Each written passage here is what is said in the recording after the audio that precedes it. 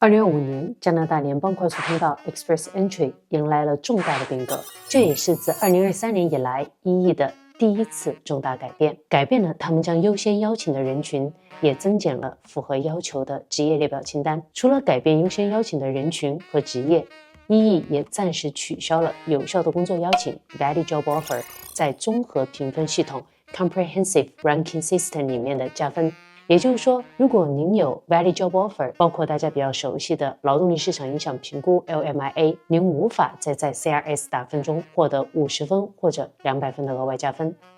我们今天就展开说一说这些改变的具体内容，以及需要注意的一些细节。在这里提醒大家，现在加拿大的移民政策比较不稳定，加上临近大选，大选后的政策会怎么变？有哪些新的政策？我们现在也不得而知，我会持续关注，为大家带来新的消息。如果您是第一次来到我的频道我是大木 Dimo， 我的频道关注加拿大移民的政策、法律以及在加拿大的生活。我也是加拿大的持牌移民法律顾问，希望通过我的视频能够让大家获取到更多的讯息，打破信息差。所以相应的，我在视频里面说到的都是普适性的信息和一般性的资讯，包括我在视频下方对大家的留言的回复，这些都不构成对任何个人专业的法律意见哟。好了，话不多说，我们开始今天的分享吧。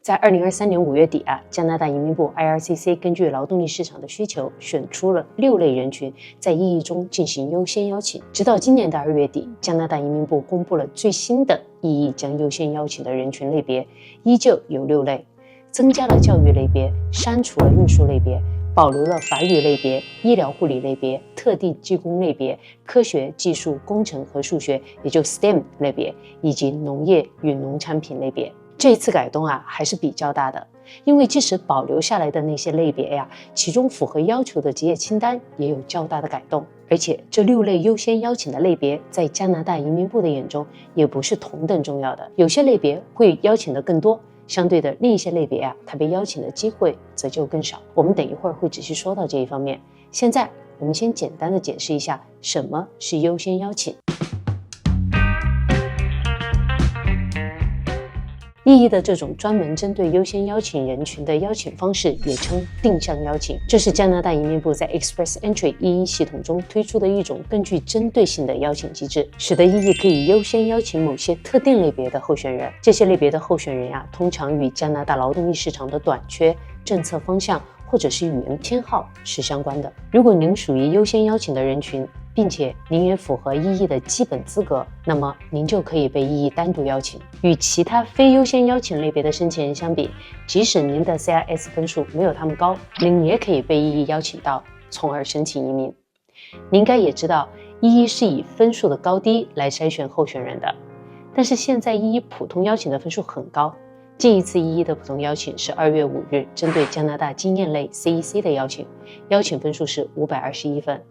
这个分数非常高，一个单身不超过30岁，有加拿大硕士学位，有加拿大3年的工作经验，有 CLB 9级的英语成绩，以雅思为例就是听力8分，阅读口语写作7分，这样好的条件的申请人的分数是513分，还没有上分数线呢。当然在取消了 LMIA 加分后，EE的分数有可能会下降，我们拭目以待吧。回到EE的分数，我们来看一下EE在2月和3月对法语类别的申请人进行的疯狂邀请。2月19日428分，3月6日410分，3月21日法语类别的邀请分数只有379分。我们在这里不评价加拿大移民部这样大量的紧密的只针对某一类别的候选人进行邀请的行为，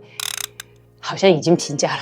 但是有一点是毋庸置疑的，在目前加拿大移民政策紧缩的一个背景下，候选人之间它的竞争是特别激烈的。如果你没有省提名的一个加分，你没有在加拿大工作过，你没有高的 CRS 分数，那么您是不是属于优先邀请的类别就至关重要了。当然加拿大移民部也明白这个原理，所以呢他们在今年的2月底就对定向邀请进行了重要的调整。我们现在就来看一看哪些人群是目前加拿大政府认为是紧缺的，需要优先邀请的类别。这一次意义改革的第一项重大内容，就是在定向邀请中增加了教育类别 education category， 以此去引入更多的教育类的人才，缓解特定类别的教师和教育支持人员的短缺。在我的这个视频制作的时候啊，符合要求的教育职业有5个：中小学教师助理、幼儿教育工作者与助理、小学及幼儿园教师、中学教师以及残障人士指导教师。这里需要注意的是，残障人士指导教师这一职业原本是属于医疗护理类别的定向邀请，但现在被纳入进教育类别了，所以这个职业的候选人不再属于医疗护理的类别。如果您从事的是这个职业，您就需要关注之后的教育职业类别的定向邀请了。那么如何成为教育类别定向邀请的候选人呢？如果您在过去3年有至少连续6个月的全职的或者等同全职的符合教育类别的工作经验，加拿大境内和境外的工作经验都是符合要求的，并且满足1亿项下的任意类别的基本要求，您就可以作为教育职业类别的优先邀请人的候选人入池了，等待下一次针对教育职业的定向邀请了。不光是教育类别，其他职业类别的定向邀请的候选人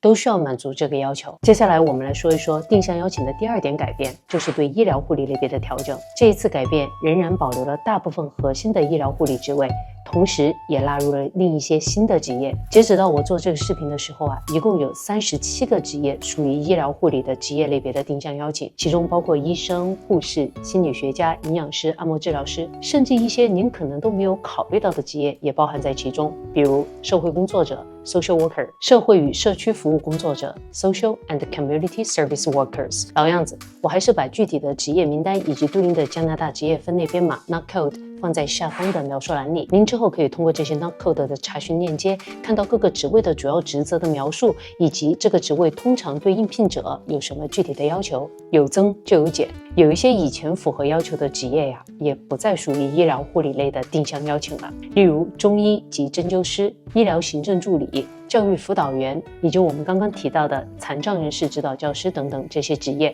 都不再符合医疗护理类别的要求了。这个符合要求的职业清单啊，可能会改变，因为现在加拿大移民部也是突然就更新信息了，所以我们也需要经常去查看这个列表，以免有改动。定向邀请的第3点改变，就是对技工类别职业清单也进行了相应的改动。正如我们之前提到的，这一次保留了技工类别，但其中的一些职业清单呀，有增有减。总结而言，目前一共有25个职业是属于技工类别的定向邀请的，其中包括木工啊、管道工啊、屋顶工、瓦工、电工、焊工以及机械技工。值得注意的是啊，厨师也被纳入进技工类别的定向邀请了。虽然厨师啊原本就是符合意义联邦技工移民项目 FST 的职业的要求的，但是它被列在这一些涉及建筑、机械和开采的技工职业中啊，就有一点突兀，比较有意思。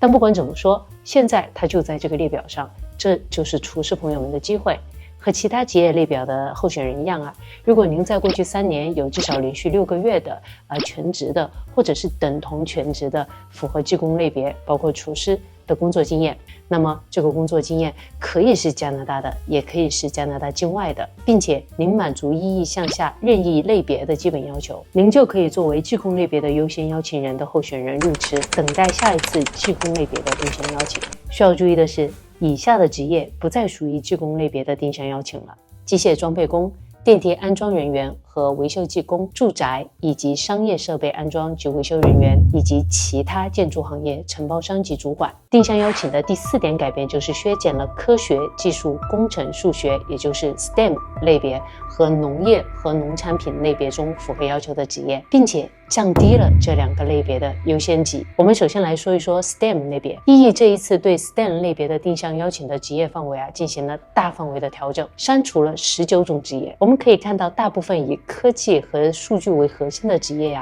已经从 STEM 的类别中移除了。这些变化显示出加拿大政府它放缓了对信息技术、IT 和数据相关的岗位的需求。总的来说，目前共有11个职业符合 STEM 职业类别的定向邀请。还是老样子，所有的职业的清单和相对应的 NOC code 的连接，我还是放在下方的描述栏里面了，您可以之后查看。这里有一个新增的职位需要注意一下，也就是 NOC 63100保险代理人和经纪人。因为从直观上你可能感觉这并不是属于 STEM 的领域啊，但是目前它的确是被纳入了 STEM 职业的定向邀请的类别，所以值得关注一下。说完了 STEM 类别，我们接着说一说农业与农产品类别。今年的改革呀，只保留了唯一一个符合要求的职业，就是零售与批发行业的屠夫。以前符合要求的还有农业承包商以及农场主管，目前都不再符合农业类别的定向邀请要求了。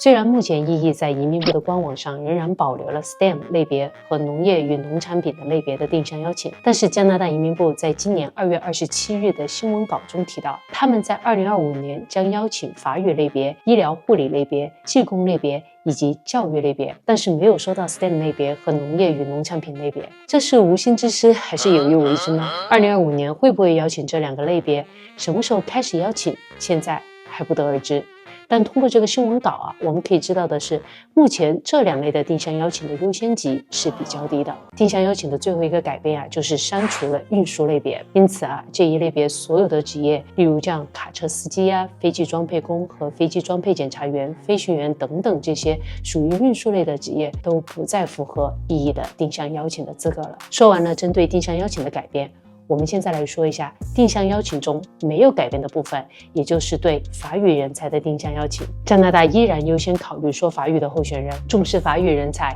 继续履行联邦政府对魁北克以外的地区的法语移民的承诺。那么怎么才可以作为法语人才的定向邀请的候选人呢？您需要有近2年的 TEF Canada 或 TCF Canada 考试的成绩，您的听说读写4项小分都需要达到加拿大语言基准NCLC 7级的水平，并且满足意义项下的任意类别的基本要求，您就可以作为法语人才定向邀请的候选人入池等待意义的邀请。我们简单的总结一下，2025年意义增加了教育类别的定向邀请，删除了运输类别的定向邀请，保留了法语人才的类别，并且依然很重视，保留了医疗护理类别、技工类别、STEM 类别以及农业与农产品类别的定向邀请。而法语人才类别、医疗护理类别、教育类别和技工类别又比 STEM 类别与农业与农产品的类别的定向邀请的几率可能更大。如果您可以达到加拿大语言基准 NCLC 7级的法语成绩，您就可以考虑法语人才的定向邀请。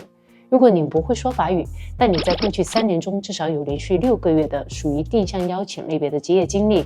可以是全职，也可以是等同全职的兼职，可以是加拿大境内或境外的工作经验，您也可以考虑申请定向邀请。无论您是属于哪一类的定向邀请，都需要同时满足意义项下的任意类别的基本要求，也就是需要满足联邦技术工人移民 SFW、加拿大经验类移民 CEC 或者联邦技工移民 FST 的基本要求，才可以作为合格的候选人被邀请起来。说完了意义对定向邀请的改革，今年意义的第2大改革就是取消有效的工作邀请 Valid Job Offer 在综合评分系统 Comprehensive Ranking System 中的加分。